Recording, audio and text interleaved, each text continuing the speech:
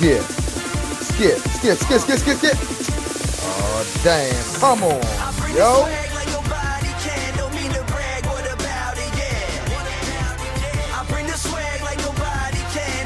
Welcome back, guys. Now it's time for us to discuss the biggest event of the summer.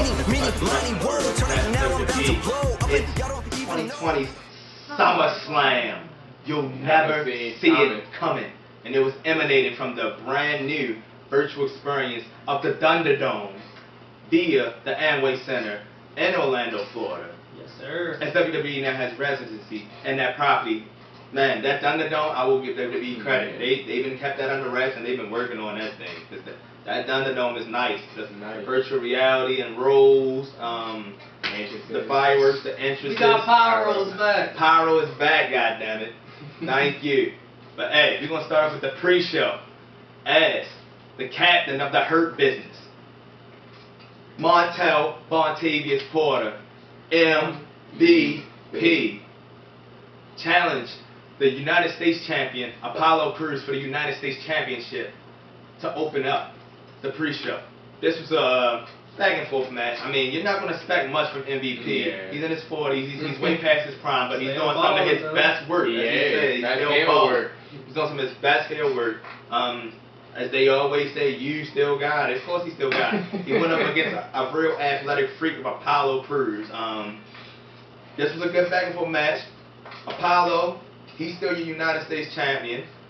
The rest of the Hurt Business, Bobby Lashley and Shelton Benjamin, they were banned from ringside, so you kind of had a feeling that MVP would have had to pull out a lot of shit to get this one out the bag. Still your champion, Apollo Crews. How you feel about it? It was just a regular match. It was pretty okay. I thought Apollo would win. The Hurt Business would take over Raw Underground, so they all had that own thing. I just want to see what's the next for Apollo. Who's going to be the next challenger? Exactly. I'm thinking Aleister Black. I don't know. That's what I'm feeling right now. Hey, still, congrats to Apollo Crews. We opened up SummerSlam, the opening bout, with the role model, Bayley Dostraps, defending her SmackDown Women's title against the Empress of Tomorrow, Asuka, who has 2 matches tonight, but this is the first one. Hey, this match, you knew what to expect. Bayley, she's awesome. Asuka, she's awesome. Banks was at ringside, and you knew the legit boss, the Blueprint, was going to get involved. Getting involved in that match. Hey, this match was getting good, getting real good, getting good. And at the end, by way of the distraction, Sasha Banks, Bayley was able to come away with the sneaky victory to continue to be the longest reigning SmackDown champion of all time. How you feel about it? It was a great match. It was nice and lengthy. I'm glad they're giving them the woman that lengthy match. Yes, sir. Went to the best, of course, with Bayley and Asuka. I honestly didn't know who was gonna win. I was like, if Asuka wins, is she gonna move over to SmackDown? She was gonna have to, but I still kind of felt like Bayley was gonna come away with the win. She got it with the roll up in at the end, so I like the match. Yeah, I thought Bayley was gonna win too. It was a pretty good match. The only thing I got to think of is, you know why Asuka was the opponent for Bayley? They had nobody else on SmackDown because Bayley Dostraps beat everybody else. Like you said, she did that roll up pin and she's still Bayley Dostraps.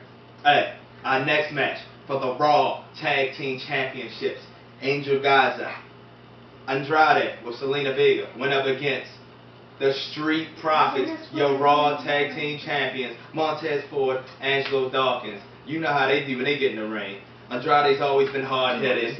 Gaza with the finesse. And as always, the Street Profits, as Telp said, always want the smoke. This went back and forth. I thought Selena might get involved to the point where Bianca would have to come out. That actually didn't have to happen. Surprisingly. Hey, Street Profits, still your Raw Tag Team Champions. How you feel about it? I had no doubt in my mind that the Street Profits was going to win. Gaza and Andrade is good singles wrestlers. Yeah, that's they've been working well together the last couple weeks as a tag team, but I knew they wasn't going to win. But let's talk about the Street Profits entrance, though. Hey, them cups. Hey, they had plastic cups coming from everywhere. Big cups, shot cups, red cups, everywhere. They said the profits. They said the profits was up, but the cups was coming down. Our next bout pitted two former best friends against each other. If you haven't been watching SmackDown Live over the last few weeks, there's been just a bitter rivalry going on between Mandy Rose and Sonya Deville. Got to a point where they kept being attacked in the back. Sonya destroyed Mandy in the back one time, cut her hair, makeup all on her face. Mandy's got revenge on her, coming back outside of matches, but this was originally supposed to be a hair versus hair match. But over the last SmackDown, Mandy said she wanted to squash everything. Sonya came out even madder, saying, let's up the ante, I'm tired of seeing your face, let's go. Loser has to leave WWE. And from reading articles and everything, we were seeing this has to do with the outside life, because Mandy and Sonya are still best friends in real life. There's something going on where Sonya and Mandy have been in court. Sonya was almost kidnapped by a stalker, online stalker that she's had for a while now, and we just think they might be going away from that storyline. Going into this match, it was a decent match. You know, Sonya's always been pretty good. Her mixed martial arts background. Mandy's been getting better and better each week. I'll give her that. She's not just a pretty face. She can actually wrestle now. This match went back and forth for a little while. Mandy ended up getting the victory, which means, based off stipulation, Sonya Deville has the lead. We don't know where they're going from there, but how you feel about the match?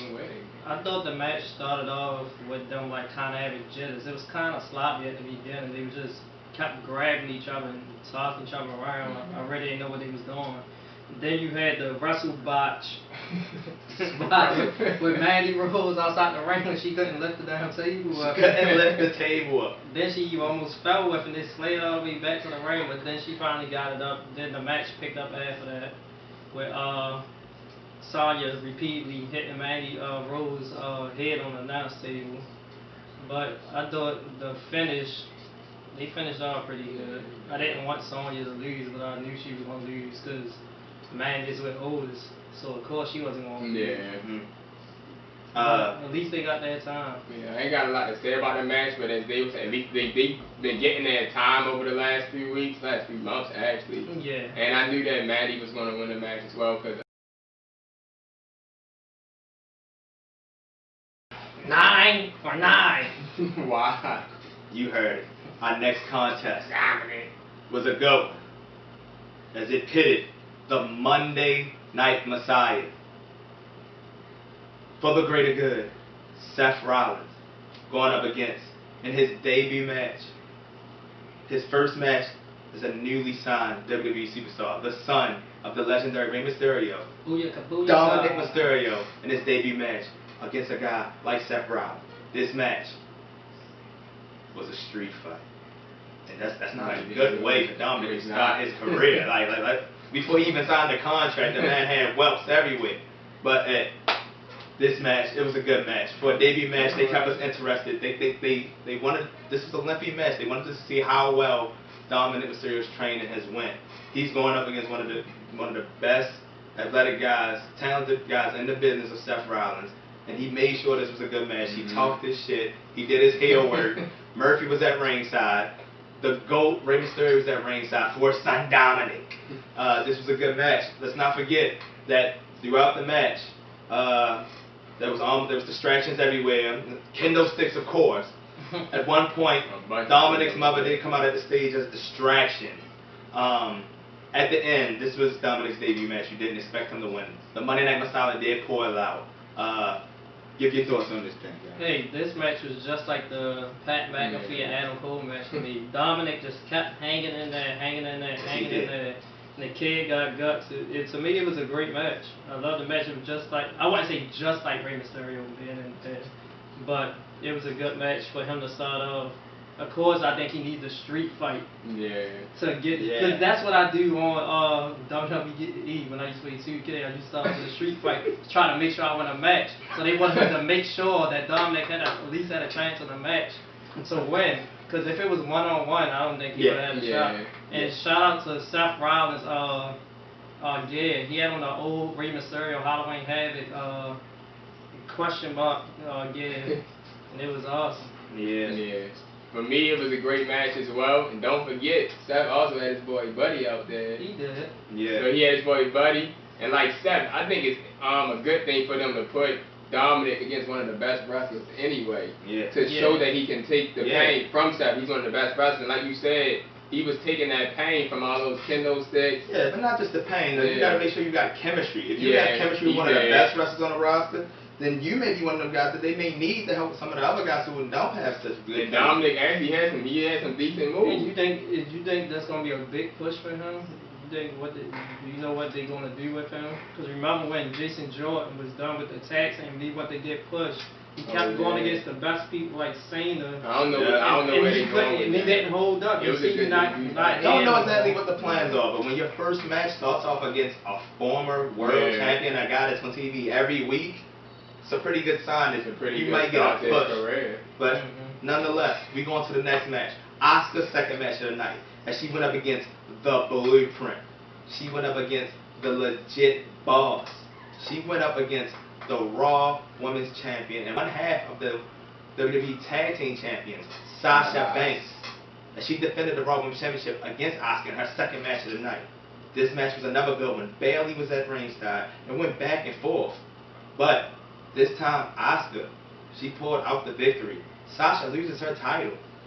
And I don't know where we go from here. Now Bayley is still Bayley Dostress, but there's no more two belts Banks. How you guys feel about this match?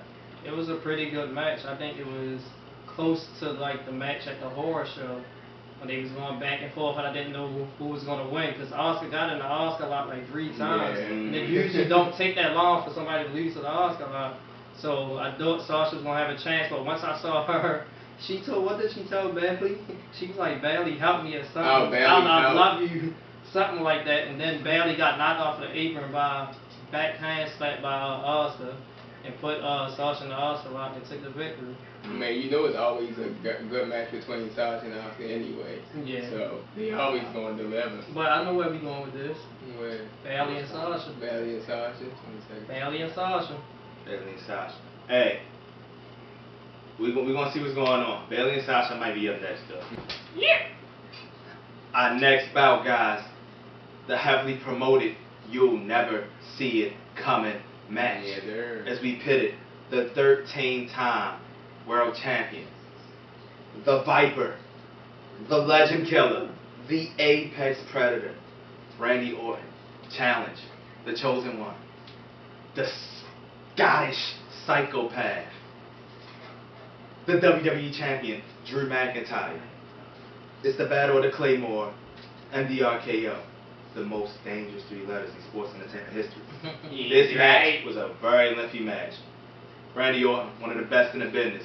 Drew McIntyre, been showing since day one he came back to NXT why he's still the Chosen One. This is one of the best matches of the night.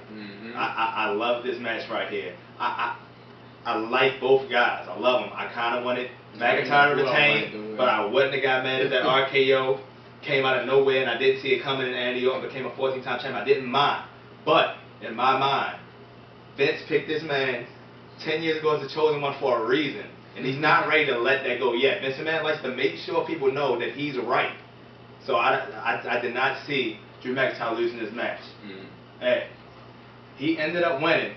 And let me tell you, we have a promoted, advertised pay-per-view next Sunday, WWE Payback.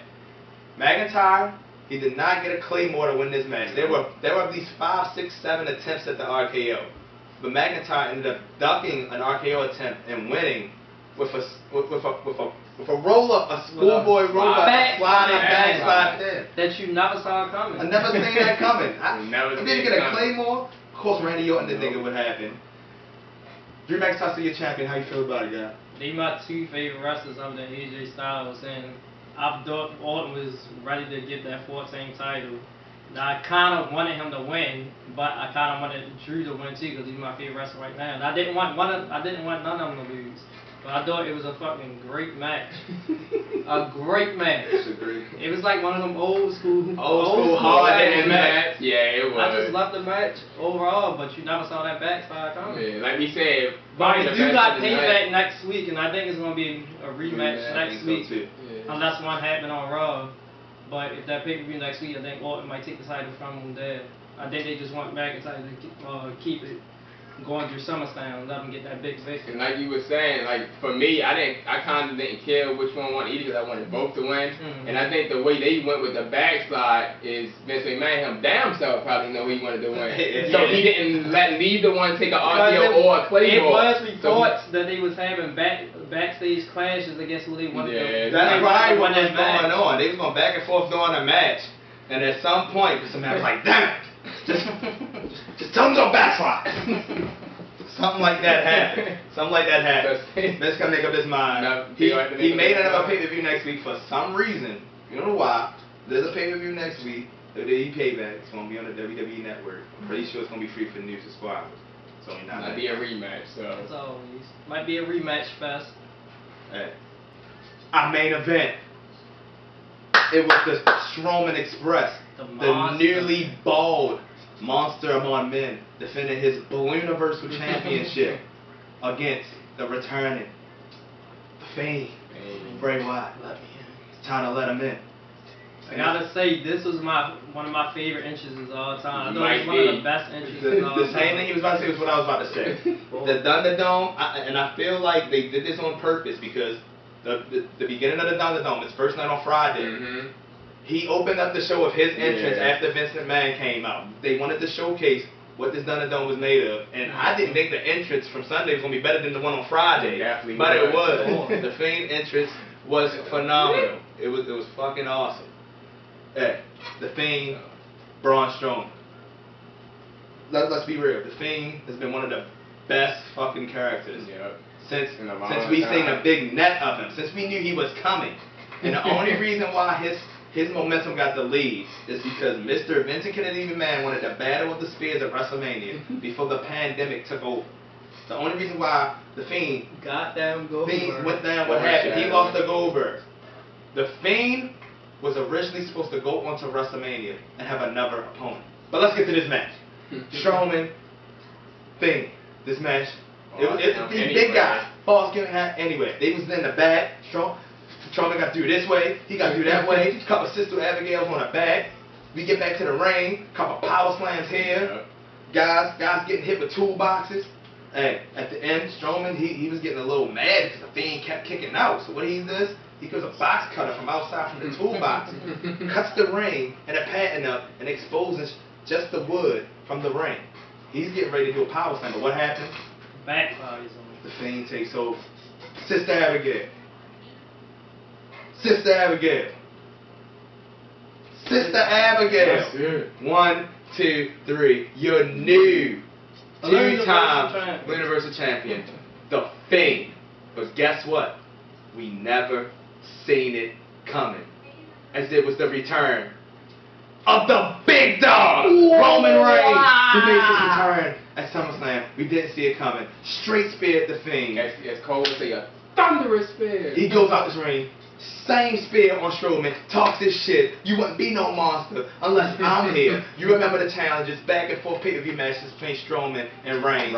He gets a chair, he's smacking him, he's fucking him and the Fiend up. His shirt that he got on, wreck everything and leave. His actions last night looks like heel Roman Reigns to me. Yeah. We'll figure out later. How you guys feel about it? But guess what's gonna be happening now? What? He's not done with Roman. He came in and picked with the monster and the Fiend. Yeah, he picked with both of them. I don't know what Roman is thinking there. I guess it is a heel Roman. I guess he's the big dog. He's back, and he think he the best. But you dealing with the monster and the Fiend. And I give WWE credit. The Fiend re-winning the Universal title for the second time. I didn't think anything was gonna get bigger than that. But the return of Roman Reigns is bigger news than the Fiend re-winning the title, and they lived up to the promotion. You'll never see it coming. I didn't see it coming. I didn't see it coming either. Hey, it's going to be interesting to see what they do with this because fact is, the Fiend is the Universal Champion. I don't know if Roman's going to come right back. He's going to come right back and just be in the title picture, as they don't want none just stated. Hey, it's the big dog. He just went right after Braun Strowman. So, in Braun Strowman's words, he may not be finished with him either. But there was also a possibility, as my guy stated last night, there's a pay-per-view next week. Could there be a triple threat for that title? Yeah. We don't know. And like we were saying before, it was supposed to be Roman Reigns going against The Fiend at WrestleMania. It was. But It was. That was supposed to be the original WrestleMania 36 main event, The Fiend versus Roman. That's where Roman was supposed to get that title change at. But it seems like Vince is still going to get his Roman Reigns defeating The Fiend. He's going to get that. This is our review of SummerSlam. I ain't going to forget. Shout out that they don't want none. It's his birthday today. Y'all see the man. They don't want none. Happy birthday, my guy. Hey, bro. Hey, fellas. we out of here. We see y'all next time. Y'all heard what I said. Y'all heard what I said.